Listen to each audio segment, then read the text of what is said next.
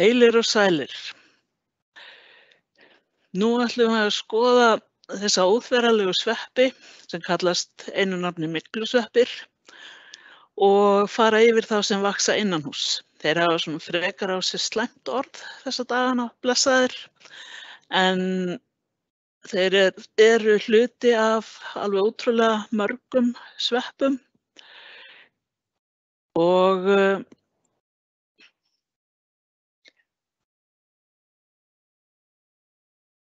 já, það verður klikka á það sjálft.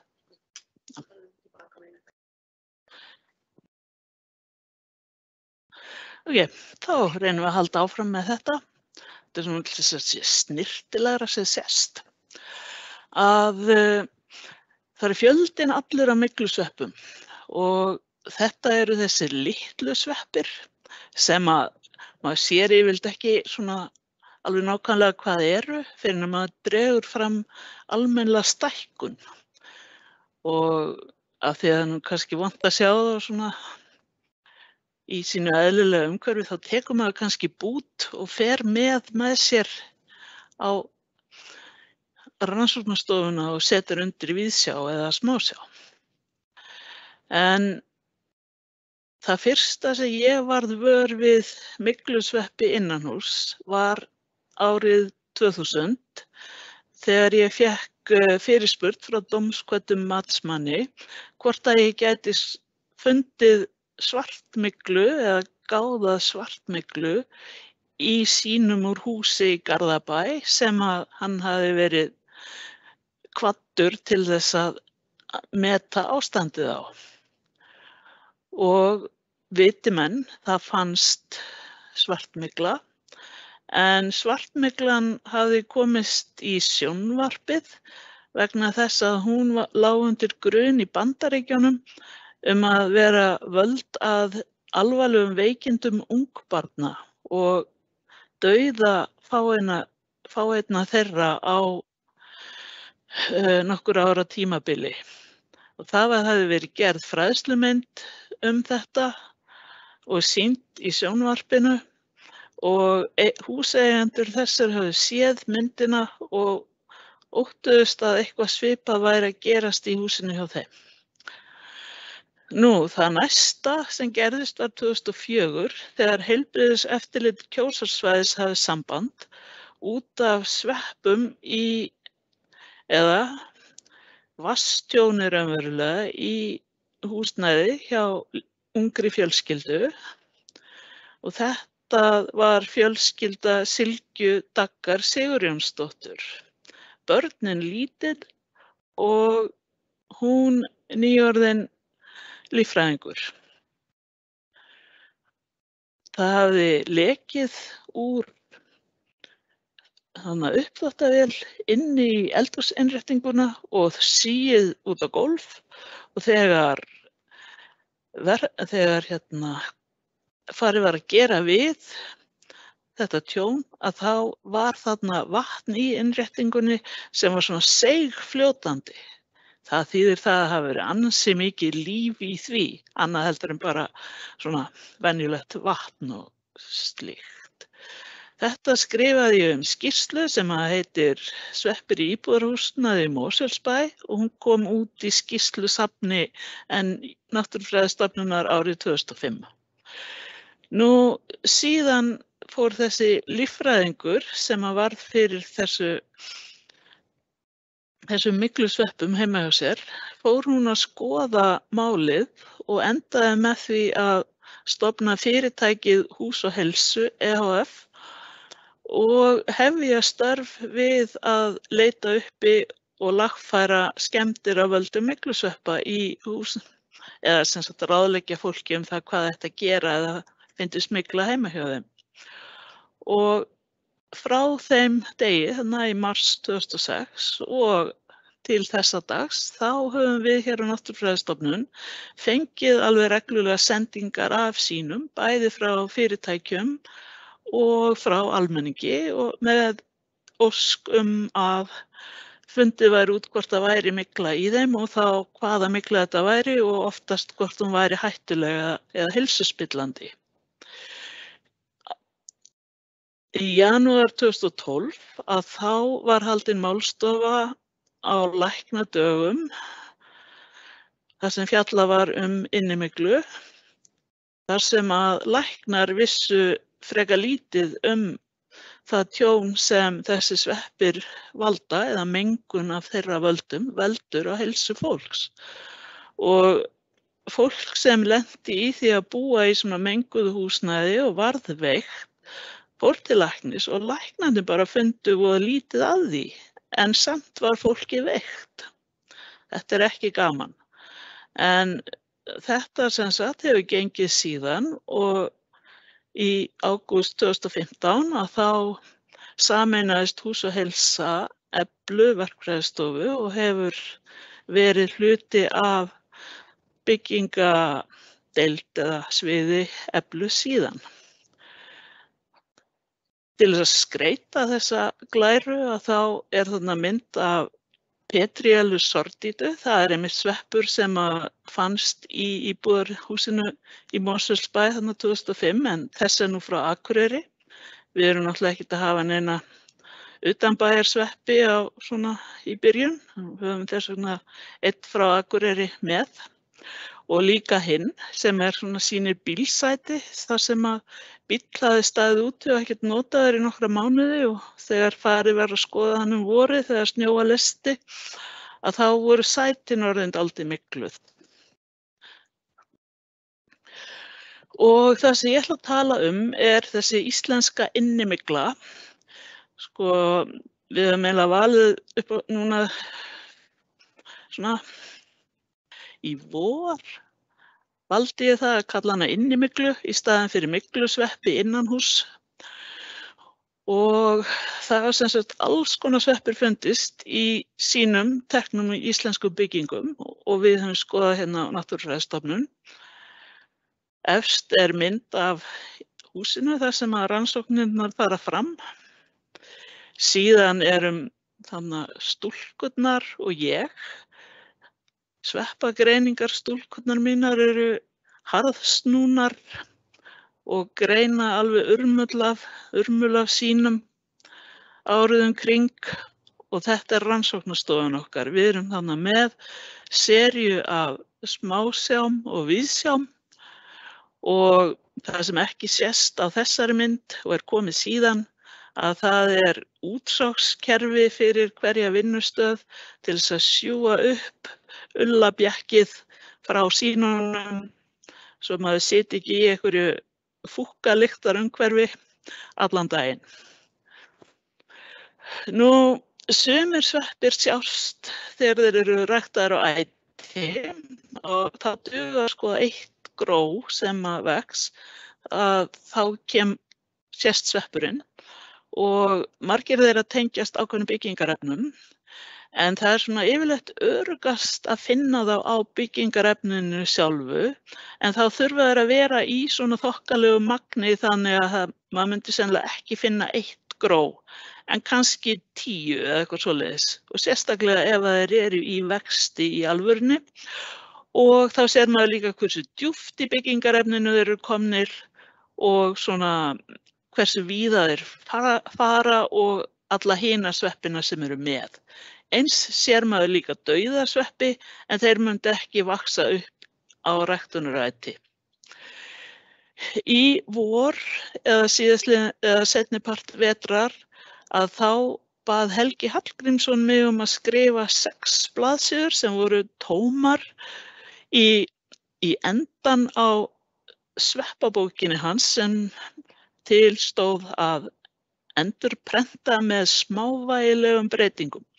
Og ein af þessum breytingum var það að það eru sem sagt verða nokkrar blaðsíður aftast í bókinni sem fjalla nokkra myglusveppi og hvernig þetta var þegar við vorum að byrja á þessu. Við erum búin að finna nálægt 100 tegundum, sennilega heldur ríflega það. Það eru sumar komnar með tegundaheiti, aðrar eru greindar sem ógreind tegund af vissri ættkvísl, þá er maður komið með svona hópinn sem hún tilheyrir. En svo eru aðrar sem eru alveg ógreindar og við vitum eiginlega ekki hvar eiga heima í kerfinu. Nokkrar eru bara mjög algengar og við finnum oftast bara mjög oft, en langflestar eru frekar fátíðar og svo eru svona slatti sem við höfum bara séð einu sinni á öllum þessum tíma. Hérna er svona blaðsíða í 3 dálkum þar sem að þessi sveppir eru taldir upp og hér er merkt við svona algengar tegundir. Og ef við förum yfir þetta þá er hérna Alternaria atra, Aspergillus glaucus, Aspergillus versicolor, Chaetomium globosum, Cladosporium spermum og raunverulega fleiri Cladosporium tegundir sem að veit einlega ekki alveg hvað eru. Didymella macrostoma, Monodictis putredinis, Sarocladium strictum, Stachybotrys scarparum, Stigmatobothrys macrocarpus og Trityrrhachium oryzae. Þetta er nú góð æfing í latneskum heitum. Nú til að slaka á eftir þetta, þá eru hérna svona smávegis það sem maður getur lesið sér til innimyglu og raka í húsum og svona allt það sem því fylgir. Martröð með myglusvepp eftir Stein Kárason er svona lítil bók sem kom út eftir að þessi garðyrkjumaður varð fyrir því að veikjast af því að búa í húsi með myglusvepp og hann fór og talaði við aðra sem hefur lent í svipuðu og svo fólk sem fæst við ýmislegt í þessu sambandi og þarna eru myndir og umfjöllun íslenskt efni. Næst er síðan bæklingur sem að Umhverfisstofnun tók saman og á heimasíðu Umhverfisstofnunar, ef maður leitar vel þá finnur maður myglutengt efni undir grænt samfélag. Þetta er svona næstu því eins ruglingslegt að fara að leita að einhverju á ýmsum öðrum heimasíðum, ég nefni engin nöfn.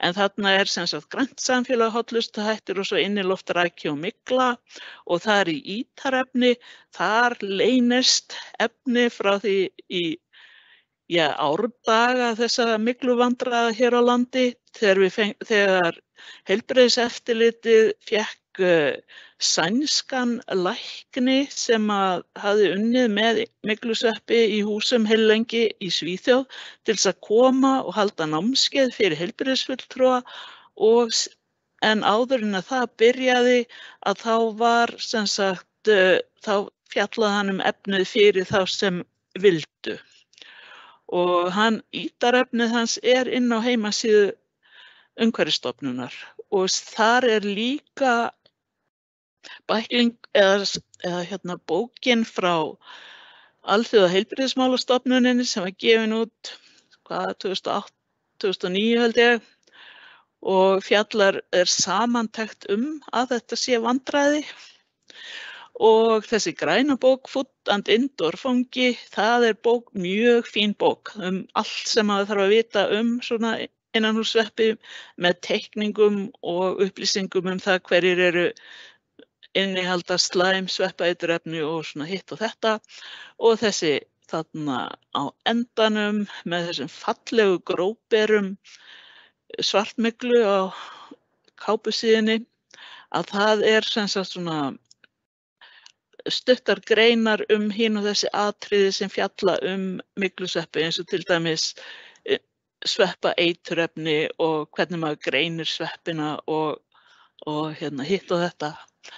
Þessi bók er til sem rafræn bók en hún kostar náttúrulega peninga. Þetta er fín heimildasíða. Þetta er Aspergillus og svona aspergillosis, það er veiki sem það að anda sér Aspergillus og hann fari að hanga í lungunum á manni veldur. Þarna undir scientific og air quality og mycotoxin og metabolites, þar er efni sem er mjög gott að fletta upp á þegar maður er að fást við innanhús, inni myglu. Og þetta er sem sagt aspergillus.org.uk. Sveppaeiturefnin. Það er nefnilega þannig að þeir sem eru verstur í sambúð að þeir framleiða yfirleitt sveppaeiturefni eða mikið af alls konar efnum. Sveppaeiturefni eða mykotoxins, þau eru efni sem hafa alvarleg áhrif á hryggdýr. Við erum hryggdýr og við erum líka spendýr og svo hefur þetta líka áhrif á fugla og fiska. Það er til dæmis veiki sem hét Turkey Eggs Disease sem fór svolítið illa með kalkúna einhvern tímann. En yfirleitt er það þannig með þessi sveppaeiturefni að fólk borðar eða dýr eða fólk borðar efni sem hefur mengast af þeim, sveppir vaxið í til dæmis korni sem í geymslu eða uppskeran hefur kannski blotnað eitthvað og þetta sem sagt, sveppir hafa farið að vaxa. Og það eru yfir 300 sveppaeiturefni sem eru þekkt, sum þeirra eru alveg hroðalega slæm og þeir eru sem sagt, þessi sveppir eru hvað varhugaverðastir að hafa innanhús. Þarna fann ég svona myndir af sveppeiturefnum svartmyglu, Satratoxin G og Roridin E. Roridin hefur ónæmisbælandi áhrif og ég er nú búin að gleyma hvað Satratoxin gerði. Já, það veldur bólgum og fer mjög illa í svona þefskyn fólks. Litafrugga sem er mjög algengur sveppur og vex til dæmis neðan á línulegum góldúk og á blautum gifspappa. Myndar sterigmatosistin sem er efni sem er bara mjög krabbameinsvaldandi. Þetta hefur verið pröfað á dýrum og gefið efnið með ýmsum hætti og það eiginlega hefur ekki brugðist að aumingjatilraunadýrin hafa framleitt lent í því að búa til æxli og alls konar vesinn. Þannig að þetta er mjög slæmt efni og þetta er sem sagt byrjunin á því að búa til það sem að heitir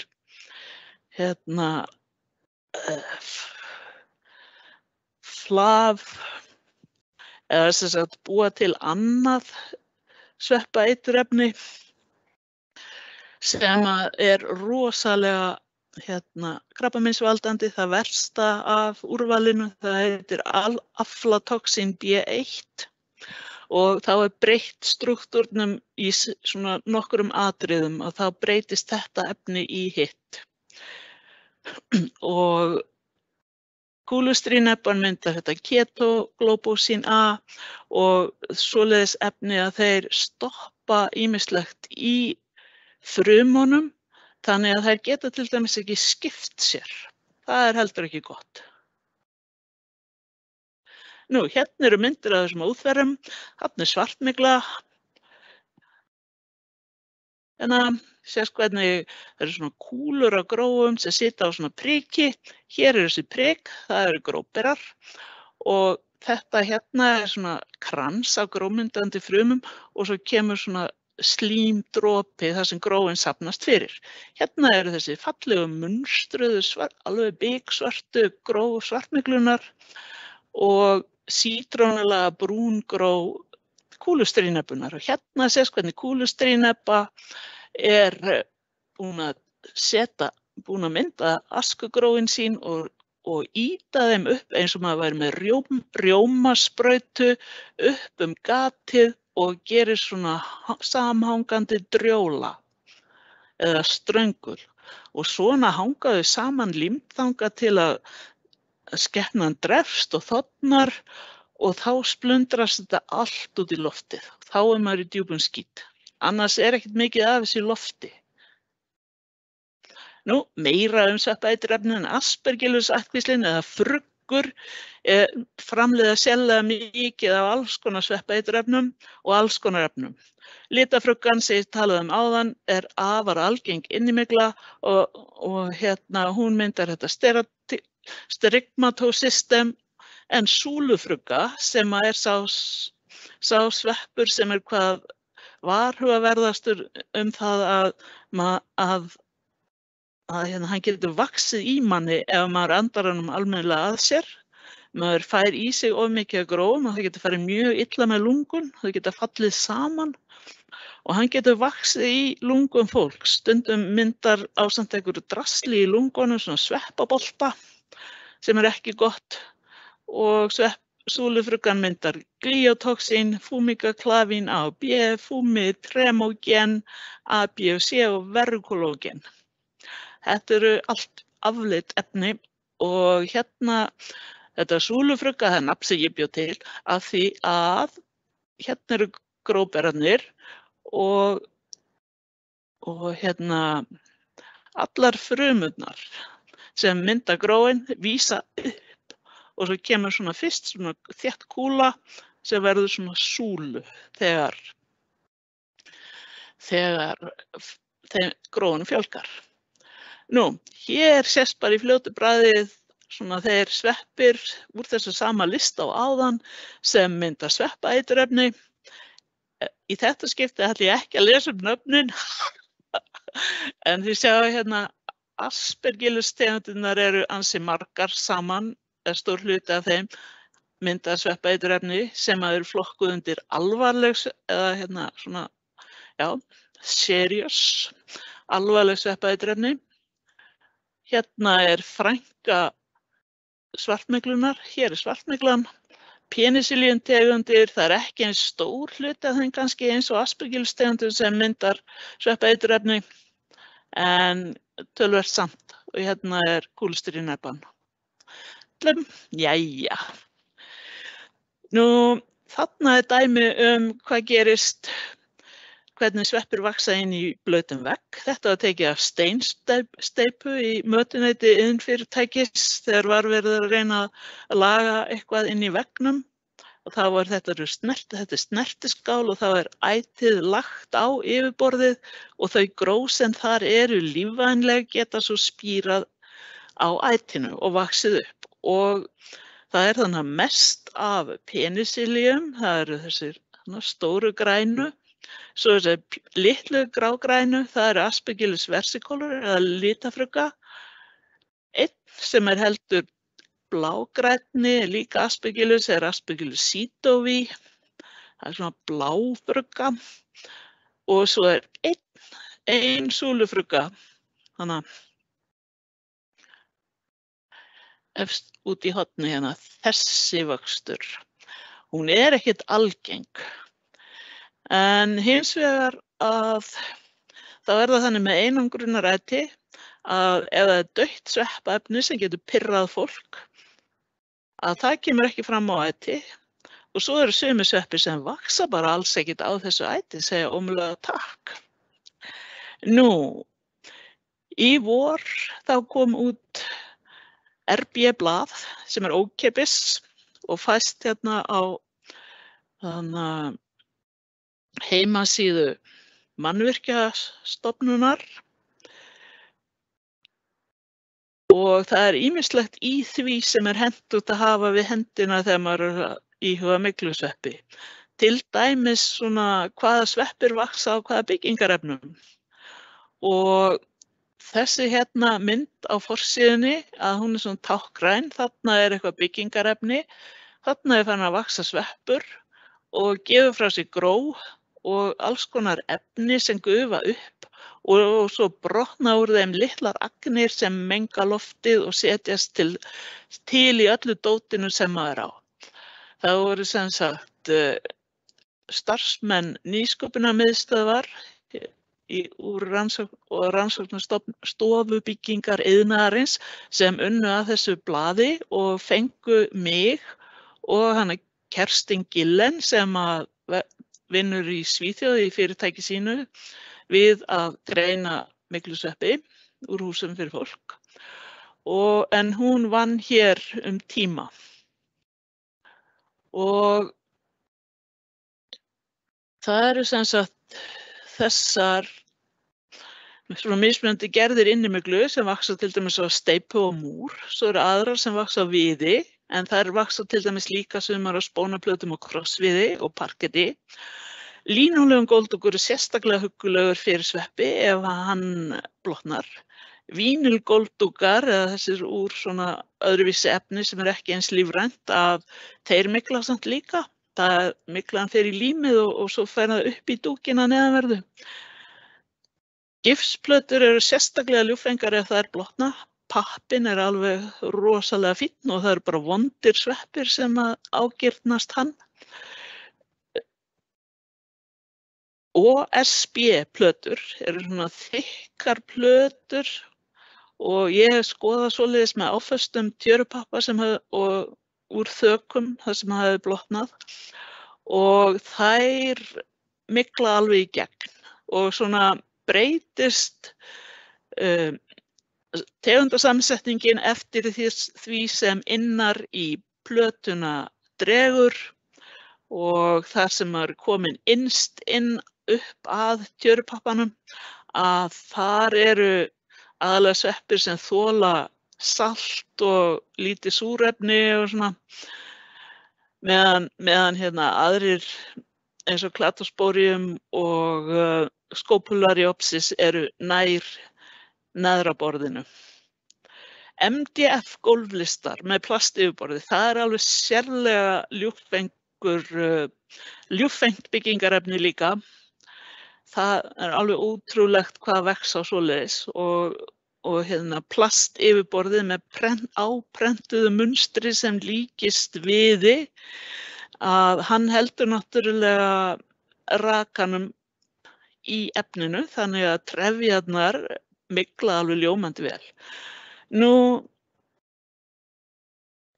í tilefni af því að nýlega komst upp byggingafyrirtæki sem notaði þolplast eða plast á gólf undir gólfefninu til þess að parkettið myndi ekki snúa upp á sig eða verpast. En það er nefnilega málið að þá safnast vatnið neðan á plastið og þar vaxa alls konar örverur, eins og ég vonast til að segja frá hér fljótlega. Nú, þarna er þessi fína skýringamynd af hvað getur mistekist í húsum, hvað varðar vatnsleka og bleitu. Þetta er skýringamynd úr RB-blaðinu okkar og þetta sjá það á því og skoða það vel. En vatn á röngum stað og það er það raunverulega það eina sem þarf til þess að komast að myglu. Þarna sést raki á rúðu og þetta er merki það að það sé kannski aðeins of rakt loftið inni hjá manni. En svo getur líka lekið inn glufur og sprungur bæði í þaki og veggjum og bara ef það rignir nógu mikið að þá er þetta bara framtíðar bleita. En þar sem að leki verður þá þarf að þurrka lekan og skipta það efni sem hefur skemmst. Það þýðir ekki að geyma gamla myglu einhvers staðar. Dauð mygla og þurr, hún getur líka valdið vandræðum hjá fólki af því að þeir virka út yfir gröf og dauða þessir sveppir. Það eru prótein sem sita í endingargóðu veggjaefni úr kítíni sem brotnar svona niður smám saman í minni og minni agnir og fer upp í loftið, endar í nefinn á manni og veldur því að maður fær svona ofnæmiskennd einkenni. Það er sem sagt mögulegt að svona bleita sem að sést ekki til, að hún geti orðið til þess að varði stórir fletir myglaðir inn í veggjum eða undir gólfefnum eða einhvers staðar í þakvirki. En svoleiðis staðir að þeir menga inniloftið út frá sér, þó þeir sjáist ekki, þá eru þeir þarna samt. Það er sem sagt best að leita uppi rakan eða skoða svæði sem hafa einhvern tímann blotnað, skoða sögu leka. Ef að ekkert finnst, að þá er hægt að reyna að gera svona almenna skoðun, taka sýni úr lofti eða taka sýni af ryki og leita að grófum þekktra innanhússveppa. Svo er líka hægt að senda svona sýni í DNA-greiningu til Danmerkur og þá er hægt að lesa úr því líka En þetta svona ef það ekki ljóst hvar sveppurinn vegna þess að maður þarf hvort sem að leita að honum ef það kemur jákvætt út úr sýninu. Maður hefur svona 2 sólarhringa, sirka 48 klukkustundir til þess að þurrka upp áður en að sveppir ná að spíra og fara að vaxa. En þótt það takist að þá þá bjargast það.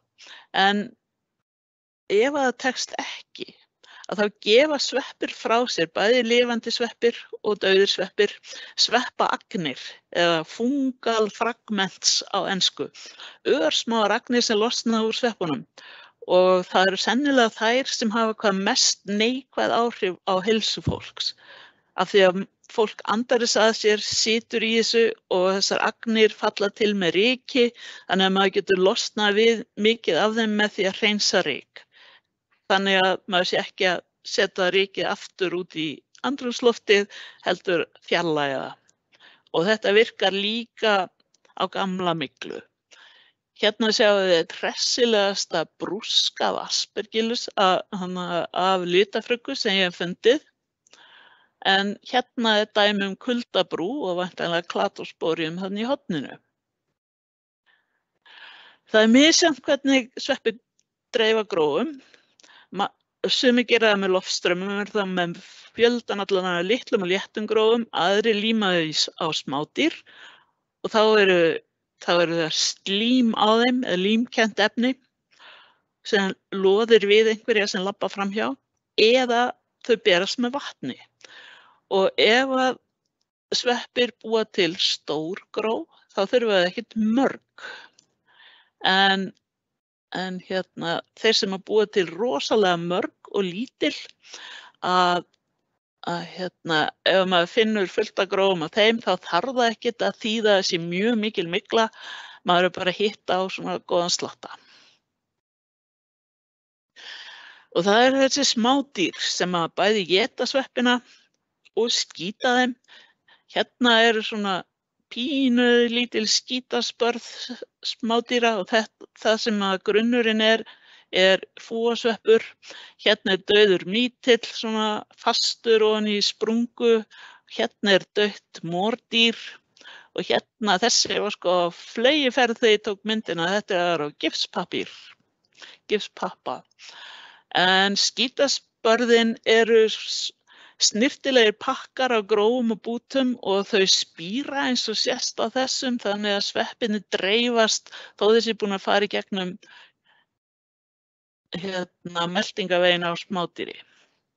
Hérna svona sérstaklega fínn sveppur, óvenjulegur á litinn í svona kuldabrú og sjáu þið daggardropana. Hér hefur sko þjast vatn. Þetta sennilega Acrostaglamus luteolalbus í nýlegu húsi í Kópavogi á sínum tíma og hérna sýnir það að það ekki sniðugt að hafa eitthvað sem lokar af útveggi. Þarna hefur rúmið staðið of nálægt veggnum þannig að raki hefur fallið út á veggnum og mygla myndast.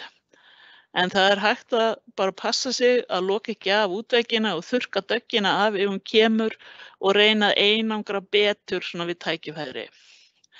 Klatosporium tegundir eru yfirleitt þeir sveppir sem eru algengastir innanhús og eru svona svartir og ljótir í gluggum og í kuldabrúm og þeir eru þeir fyrstu sem vaxa á rökum þakviði. En þeir mynda ekki sveppeiturefni svona neinu nemi.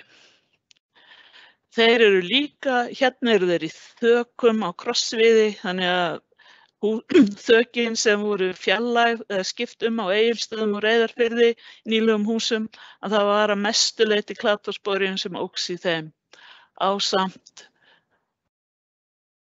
gersveppum sem fylltu upp í æðarnar, en þetta tvennt var það sem var mest af. Þök eru samt rosalega spennandi viðfangsefni fyrir sveppi, það sem er þakviður, að þetta náttúrulega eins og að vera út í skógi, dauður viður, bíður eftir sveppunum. En það rosalega margir sem geta lifað á viði, sumir nýta laus næringarefni og koma þá snemma inn meðan aðrir brjóta niður beðmi og jafnvel tréni, en það eru þessir fúasveppir, en þeir eru langflestir kólfsveppir. Og kólfsveppir hafa reynt að mynda aldin og þetta eru yfirleitt einhverjar hvítar skánir eða einhverjir hnúðar. Og þegar Cladosporium stigið er búið þá tekur við svona flott næsta þroskastig myglaðs þaks sem er þegar til dæmis þessir Sterigmatobotrytis macrocarpus fer að vaxa eða þessi biksvörtu gró Monodictis putresciens sem sjást inn á næstu mynd, en síðast eru fúasveppir, þessi hvítu hérna í horninu, og sá allra seinasti er svarti blómavasalaga sveppurinn, hann kemur líka hérna aðeins hérna. Þarna er Monodictis putresciens, hann vex aðalega á viði og er með svo svakalega stór gró og svört. Og þegar maður sér hann þá veit maður að þetta hefur verið blautt dálítið lengi og vel. Þetta eru margfruma gró en þau eru svo svört að maður í smásjá þá sér maður ekki frumu skilin, ekki nema að gró hefur eitthvað brotnað og eyðilagst. Nú, sum stök eru samt öðruvísi. Hérna er svona mynd af Spathicoides atra sem er flottur sveppur. Hann er með þráðbeina granna gróbera og með ávalan framenda þannig að það er ákveðin lengd á þeim og svo gróin til hliðar eins og litlir flöskubustar. Og þegar gróin losna þá verða svona ljósir blettir eftir á gróberanum. Svarti blómavasalaga sveppurinn er það bara það langflottasta sem að getur, en við fórum með hann til hérna Utrecht og sýndum hann svona frægum innimyglu sérfræðingum sem þar vinna, eða enginn sé hann.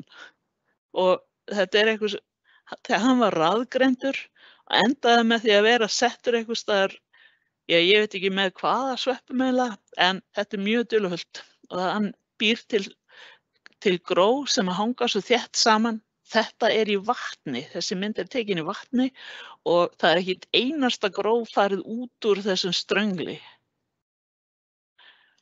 Nú, þó maður fá sér nýjan við að þá getur verið í honum mygla, þannig að þarna eru sýnd dæmi nýleg þök sem hafa myglað með óvenjulegum hætti.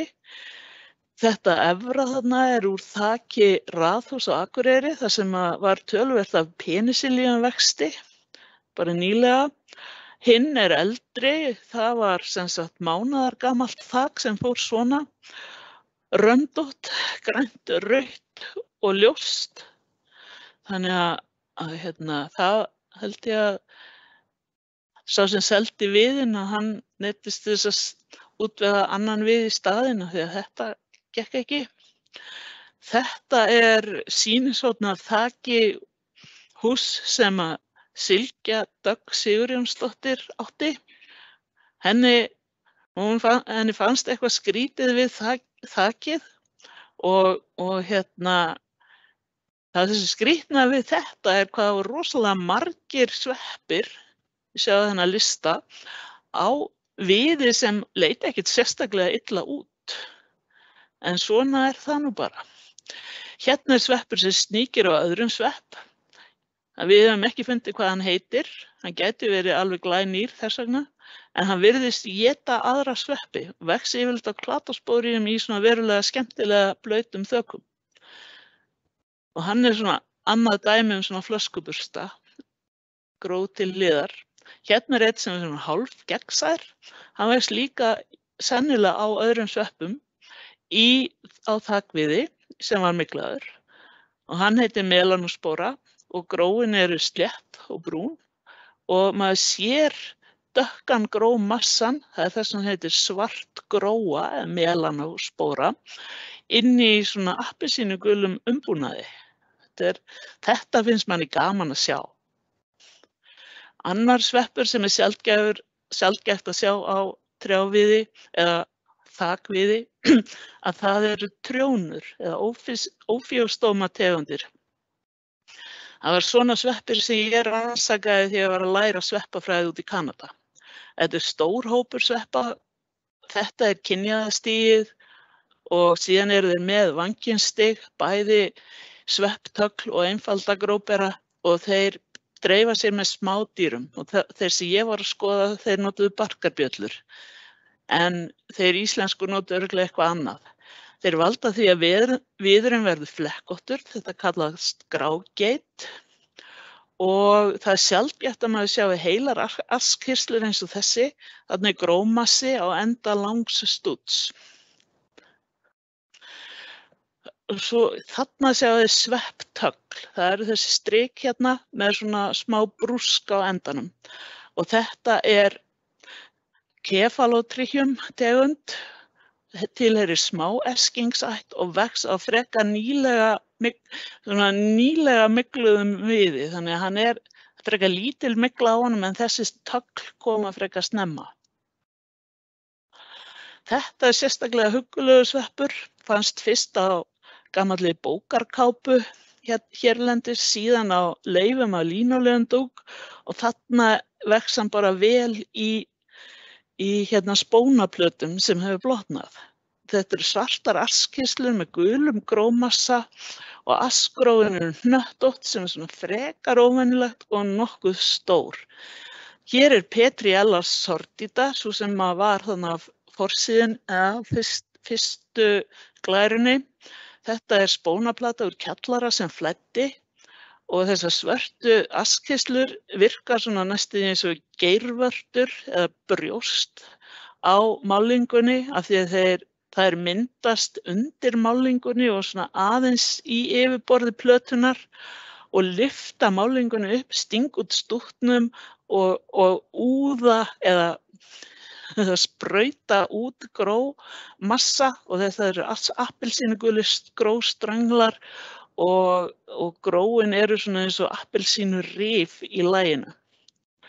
Hér Phyllomonium inflatum sem pínulítill sveppur sem maður sér eiginlega bara gróin. Gróin eru svona næstum eins og geimfar marsbúa eru teiknuð. Þau eru svona með totur út báðum endum, svo sést inn á myndinni. Og þetta svona í fyrsta skipti sem ég sé hann á æti. Venjulega sér maður bara eitt og eitt gró og þetta aðalega úr illa förnum spónaplutum. Krókstrínebba, hún svona frænka kúlustrínebbu en ekki eitruð eða myndar ekki sveppaeiturefni. Hún svona gróf með hárin yfirleitt í einni klessu og með svona krúttlegan krók á endanum á hverju hári og með stór vanginsgróf sem eru hnöttótt og það yfirleitt þegar maður sér þau, til dæmis í rækt, að þá bara svona hár með krók og svo brúskur á grófum. Þessi veiðþráðorma, Arthrobotrys, ekki gaman þegar maður finnur hann, af því að þráðormar eru ekki nema í hroðalega slæmu efni. Nú, það eru gólfefnin. Parkett í rúst. Parkett límt saman, eða svona mjög margt parkett. Það það svona harðviðar þinna, svo mjúkur viður sem límtur saman, samsettur og síðan neðst svona eins og einfaldur krossviður. Sveppi geta farið í gegnum allt þetta lím og étið komist þægilega fyrir eins og þessu undir harðviðarlaginu og verið til vandræða þótt lítið sjái á yfirborðinu. Hér hefur síast vatn undir parkett farið í gamlan góldúk og myglað hann algjörlega, náði svona inn í hálft herbergið. Eigandinn tók myndina í gegnum glugga og sendi mér, þarna parkett undirlagið og parkettið, það búið að taka parkettið af.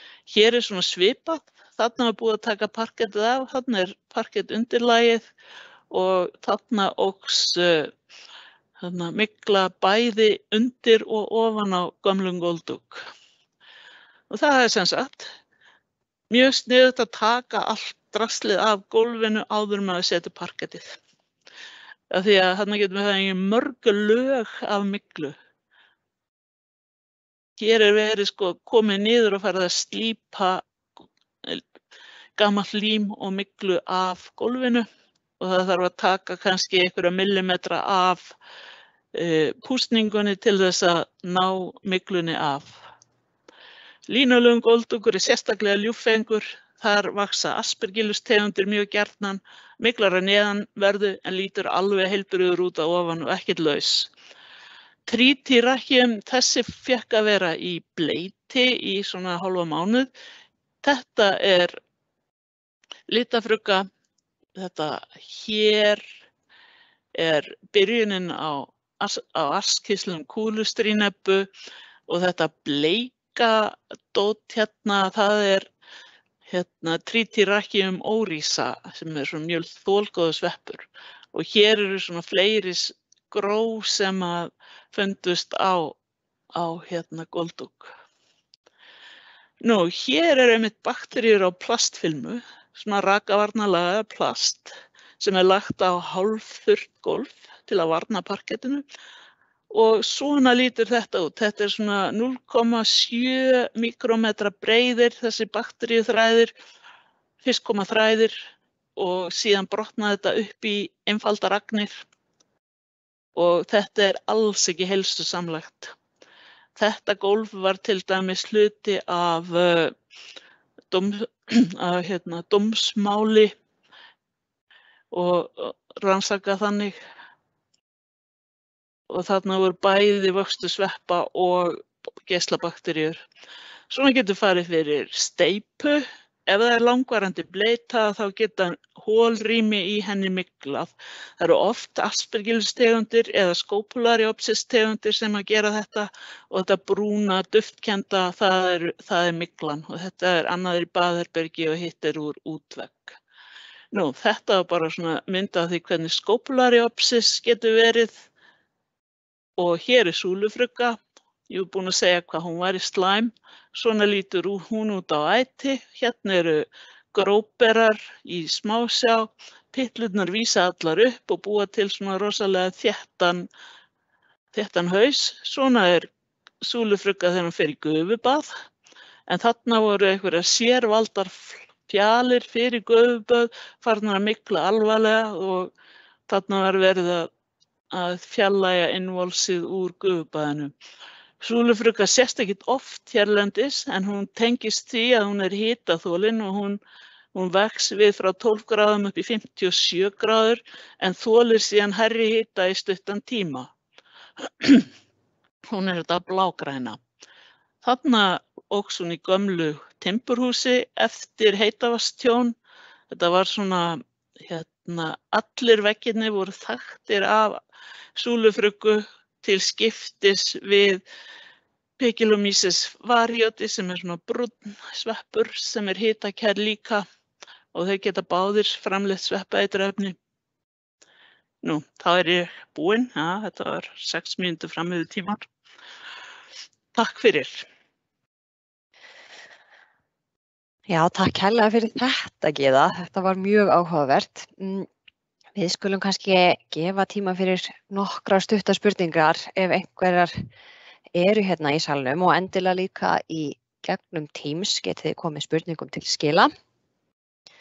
Meðan að við athugum hvort að koma einhverjar spurningar til okkar að þá langar mig til þess að minna á næsta hrafnaþing sem eftir hálfa mánuð, 24. nóvember. Þá hann Birgir Vilhelm Óskarsson, jarðfræðingur hérna á NÍ með hrafnaþing þar sem hann ætlar að fara yfir hvernig hægt að nýta þrívítatækni til þess að rannsaka breytingar í Surtsey og eldgosinu við Fagradalsfjall. Svo ég hvet ykkur endilega til þess að koma aftur hérna eftir hálfan mánuð. Þá höfum við eina spurningu hérna, Gyða, sem ég ætla að lesa upp fyrir þig. Hvað tegundafjölbreytni myglusveppa í húsum á Íslandi? Hvað eru margar tegundir svona á hús eða í sýni, svona almennt að meðaltali? Og erum við þá að sjá einhverjar breytingar í fjölbreytni yfir tíma til dæmis og eru þá einhverjar nýja tegundir að koma fram? Já, það má eiginlega segja að sveppir séu aldrei einir. Það yfirleitt alltaf fleiri en einn. Og það fer svolítið eftir byggingarefninu, hvað það eru margir. Það geta til dæmis verið töluvert margir svona neðan á línulögum góldúk og í þakviði, meðan kannski önnur efni er með færri eða minna úrval, en þetta er svo misjafnt, Ég held að maður geti ekkert séð neina breytingar. Þetta bara fer eftir ástæðum á hverjum stað, og af því að maður er ekkert alltaf að fylgjast með sama staðnum sem betur fer, þá kannski sér maður þetta ekkert almennilega. En það er allavega, við fáum nóg af sýnishornum af alls konar miklu. Þannig að þetta er fjölbreytt, og eins og ég sagði áðan, ég tók þetta saman hvað við værum búin að finna mikið, og við erum komin yfir 100 tegundir sem hafa fundist á þessum tíma. Og margar höfum við svo sem ekkert geta greint og koma því ekki beint á blað nema ef það koma fyrir oft. Takk fyrir þetta, Gyða.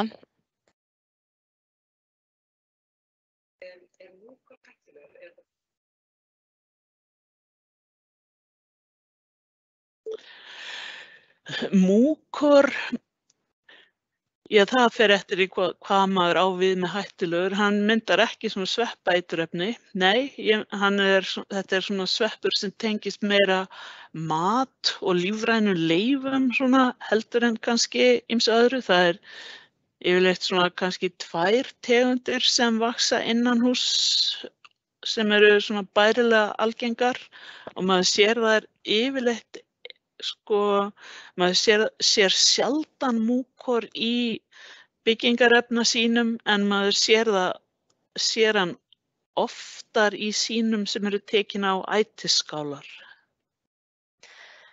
Takk, Gyða. Þá hrannast hérna inn spurningarnar. Í hvernig byggingarefni eru eiturefnasveppir helst? Sveppaeiturliturinn aðalega verið að meina. Nú, svartmygla vex til dæmis á gifspappír sem blotnar. Hún er með fullt af sveppaeiturefnum. Kúlustríneppa vex á blautum spónaplötum og bara með tilþrifum alveg í gegnum plötuna.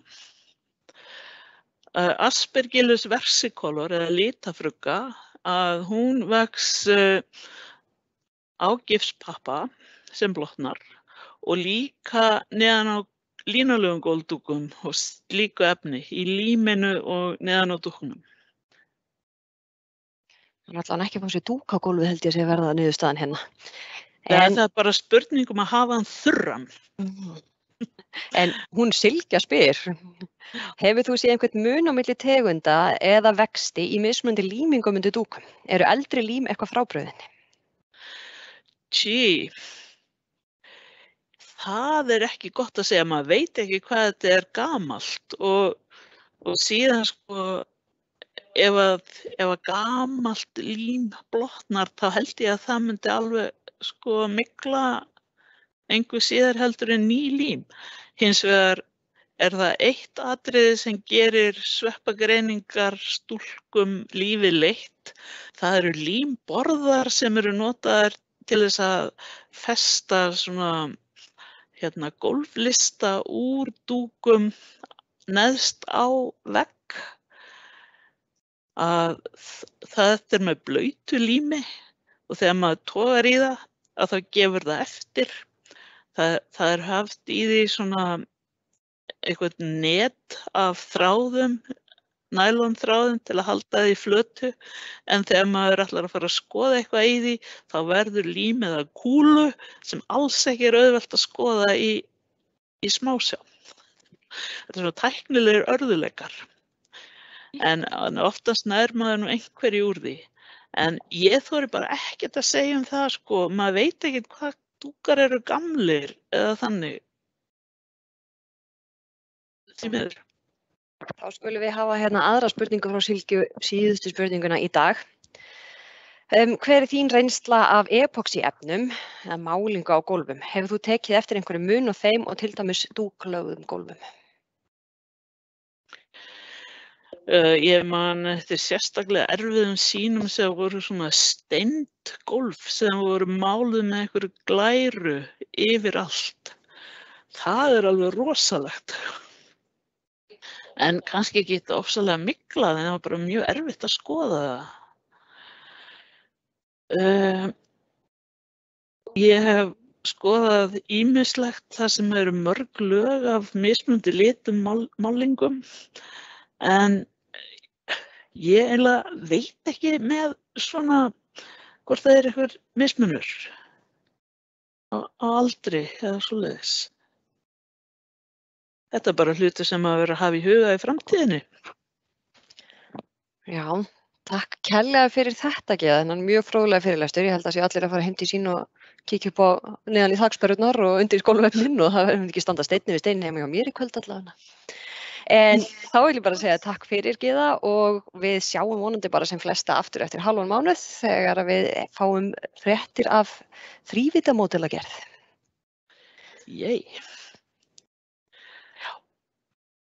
Þá þökkum við bara